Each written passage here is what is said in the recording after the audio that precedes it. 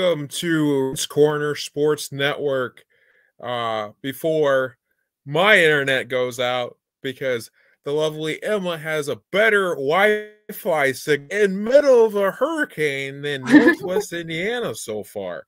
But go subscribe down below and like for more action here at Regan's Corner Sports. But let's get into it. She's a Florida State student wearing a Notre Dame shirt because they've had a big weekend against Clemson. So she's repping Notre Dame today. Debatable. I also got this at a rummage sale for like $2. So I don't know about the value of your team, but I will represent you for today. Hey, Emma, you're killing the moment, girl. But anyway, speaking of the moment, Mr. Jeff Saturday is the new head coach of the Colts. Okay, no coaching experience. Bold move by Jim Irsay, I could say. But what's your thoughts on the move with Jeff Saturday being the new the head coach of the Indianapolis Colts?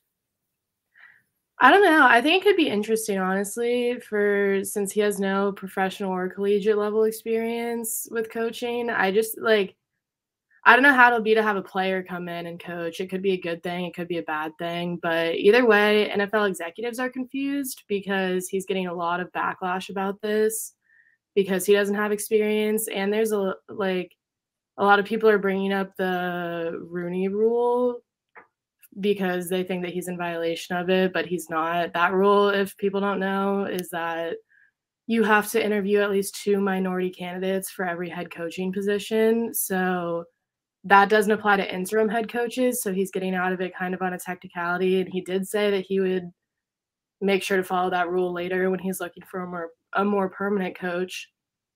But for now, I just think it could be interesting. I mean, it's the middle of the season. He just wanted to get someone in there. Jeff Saturday knows the team well, obviously. So could backfire on him a lot, but could be an interesting move. Could be beneficial for the Colts, having an old legend like Saturday, possibly a Peyton Manning kind of route with GM or as a head coach, and Saturday moves as assistant kind of thing there. But like you said, with the Rooney Rule, there's a lot of great black coaches out there for the off season. You got Flores still, you got Bellamy from the Chiefs. But the thing is, you cannot talk to coaches while they're still coaching for other teams during the season.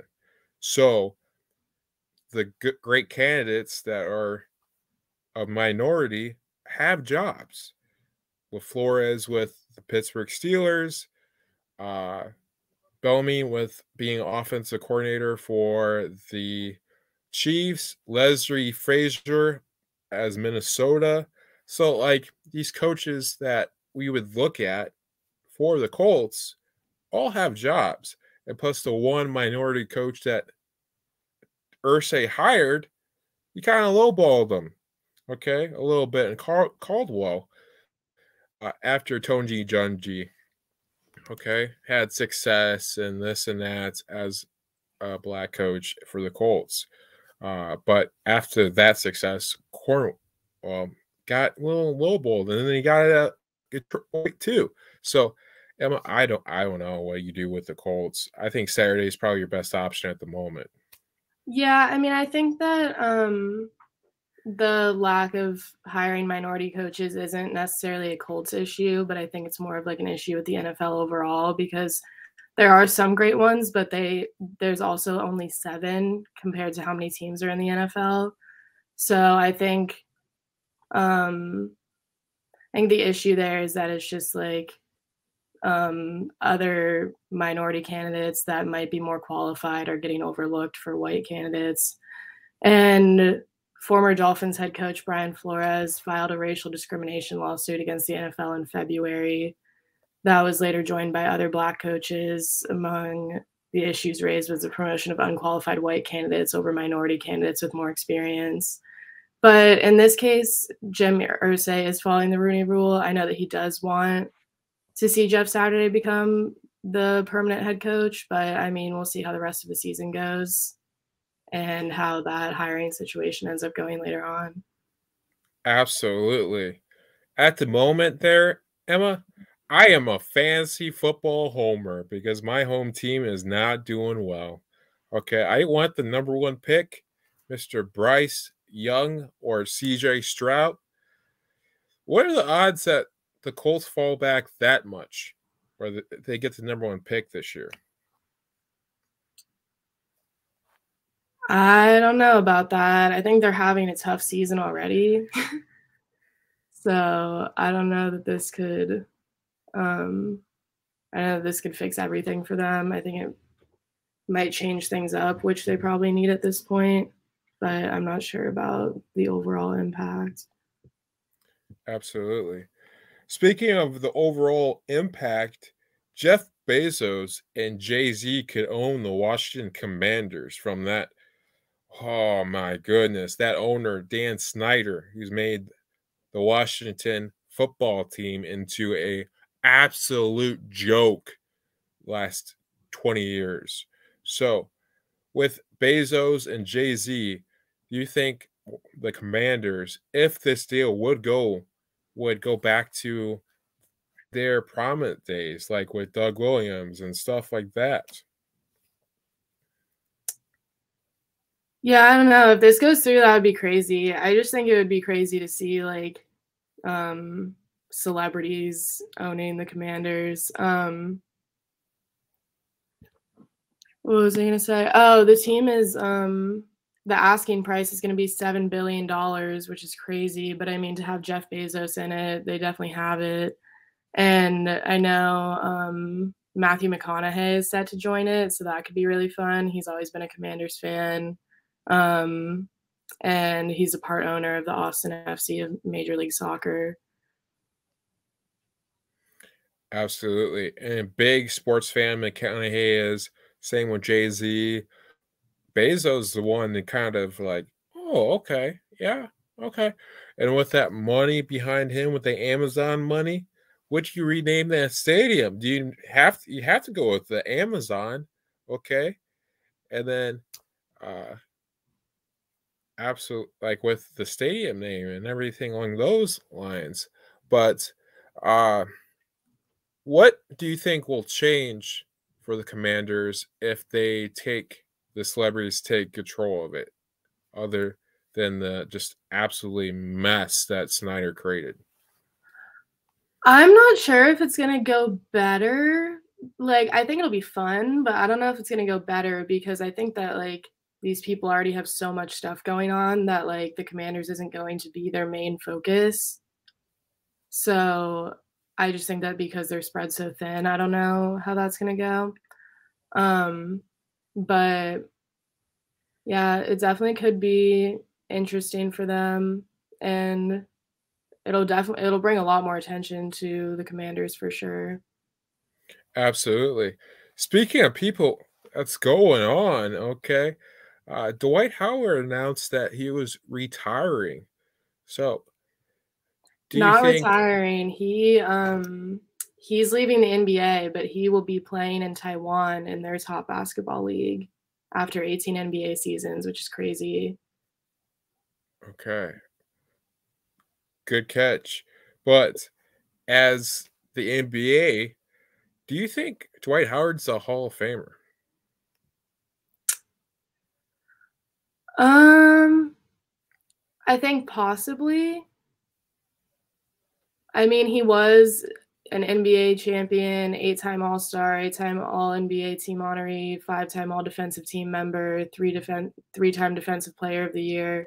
So I think that he definitely could become a Hall of Famer, especially playing next to LeBron James, Russell Westbrook, Anthony Davis, Carmelo Anthony.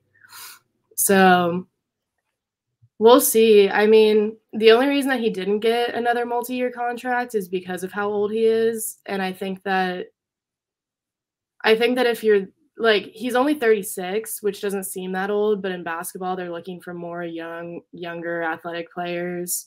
So I think that to stay in the game at that point, you have to be insane like LeBron. And I think Dwight Howard just wasn't at that level. So that's why they didn't offer him the multi-year contract. But I don't know. I think it could be really fun for Taiwan to have him over there because I think that he's the biggest name from the NBA that's gone over there. Absolutely, absolutely. Next one, Jerry Jones talked the possibility of getting Odell Beckham Jr. That would be a math kind of for the Dallas Cowboys there. Yeah, I mean, what was I gonna say? Yeah, it's up in the air where Odell's gonna go, but Jerry Jones has thrown out a few comments that he thinks that Odell would look good in a Cowboys uniform. So that could be really interesting. The Cowboys are doing pretty good this season already. Their record is 6-2, and they're second in their division. So adding Odell to their offense would be crazy. And especially since last season, they had one of the best wide receiving groups in the league that with Amari Cooper, CeeDee Lamb, Michael Gallup, Cedric Wilson Jr. So like they had ridiculous star power on their offense, and they led the league in points scored and yards gained last year. But half of their wide receivers moved on to AFC teams that value them more, and the Cowboys have to reassemble their offense a little bit. They still have CeeDee Lamb, which is definitely their number one wide receiver for this year. And they have Michael Gallup still, so throwing Odell up next to both of them is definitely going to leave them a team to watch for this season.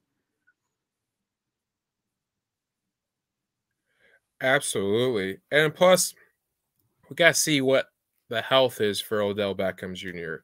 And I Yeah. think that's why nobody signed him. Let's see how healthy he is and how well he can do because you don't want to rush him with another torn ACL or to him, and then you lose him for a season or something like that. But you can get him in the building. Yeah, and who knows where he's going to end up regardless. He could end up with a different team, but it just seems like Jerry Jones definitely is looking to grab him for their offense because they've been filling patches with younger, less experienced players. So I think Jerry Jones is looking to throw a powerhouse in there.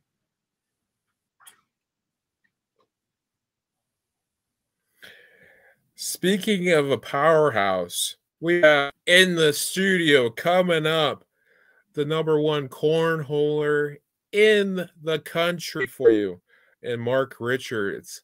Okay, he's won several different championships this year alone. I think he's a school teacher too, but we'll get after this break, we'll get the talk with Mark Richards. So stay tuned for that. And okay.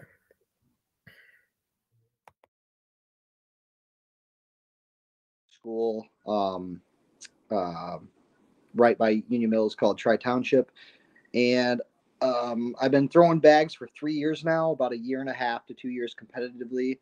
And I really just started by watching YouTube videos on the couch, and then just found I found a desire to really take it seriously and be competitive, just like I did everything else in my life. And had a pretty successful year this past year. Okay. Absolutely. So, what are some things, kind of experience wise, that is just the note of this year, being a school teacher at the former lacrosse and then now at Tri Township, and then kind of every day kind of grind that you have with there, but kind of the experience you had with cornhole in your first year here? Yeah. So I definitely try to use the gym in my downtime to practice and make sure my mechanics are right, and include cornhole in the gym class too, because the first time I got to Tri Township, I actually had some kids like, hey, we saw you on ESPN, like we know what this is about. My parents watch you. So involving them in it too has been a really cool experience. They get excited, when I come back from a long weekend from traveling to a tournament.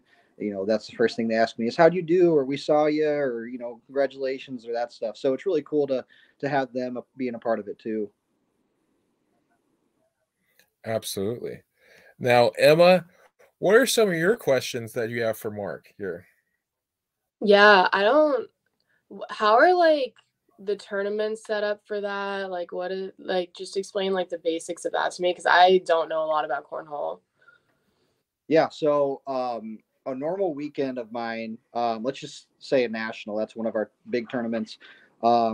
This past year I went to Salt Lake City for one, went to Vegas for one, went to California for one, so they're all over. So basically, you would fly in Thursday night to a tournament, and Friday, starting at 9 o'clock in the morning, would be your singles event. So that's basically there's 4 brackets, and the brackets are normally about 50 players per each bracket. Double elimination tournament, and it's seeded. So, like, if you did well in a previous tournament, your seed will be better than another person's.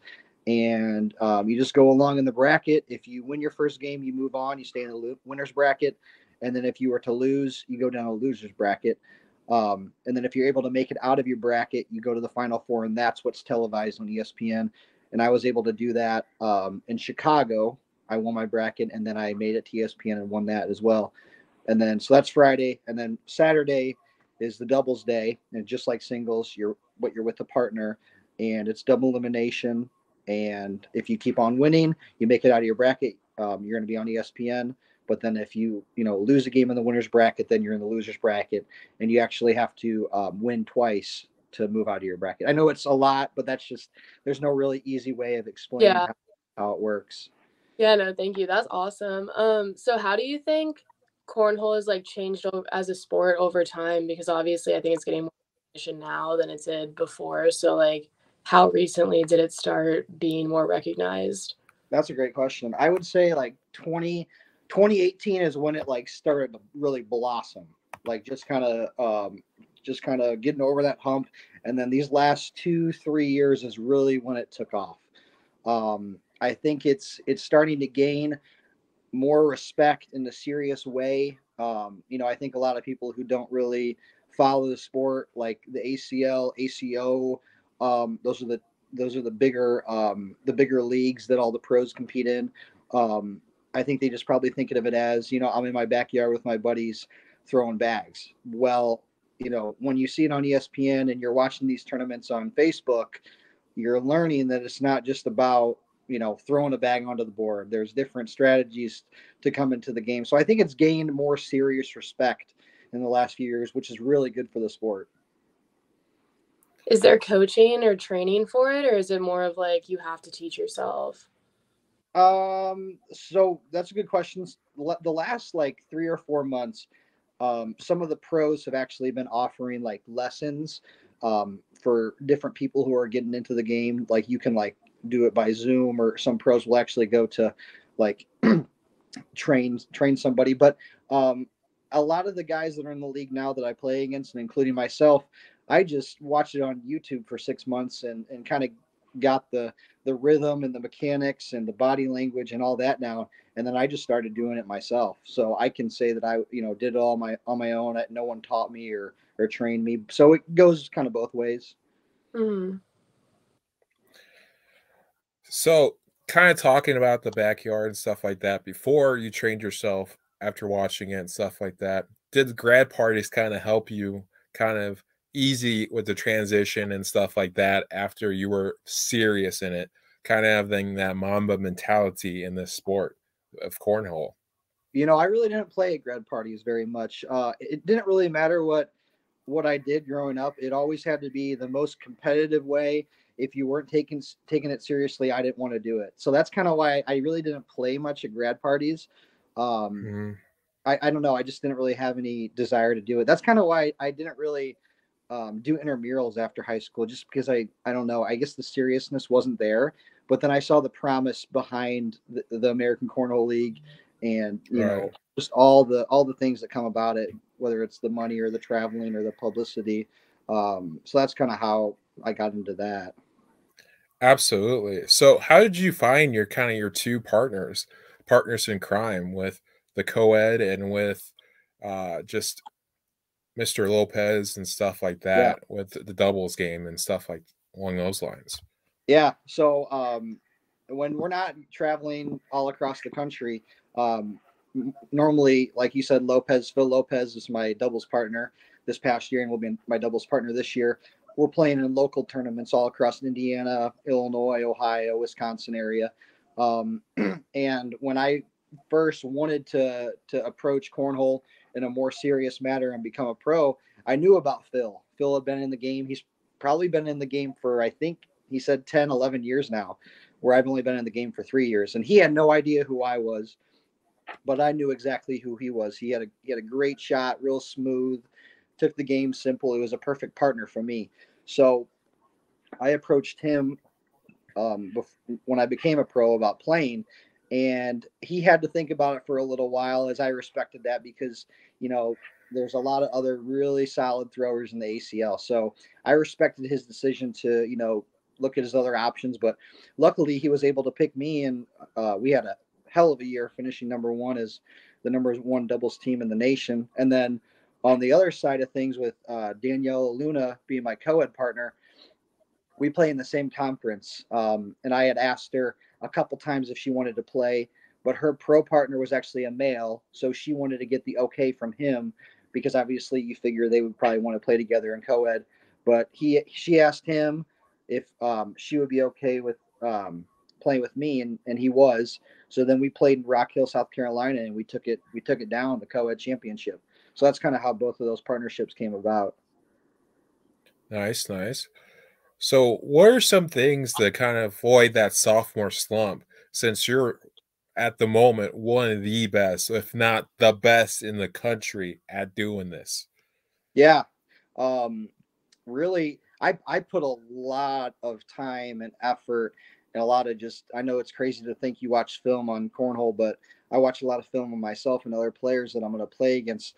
I don't know if I definitely can't replicate what I did this past year because I had a really, really, really great season.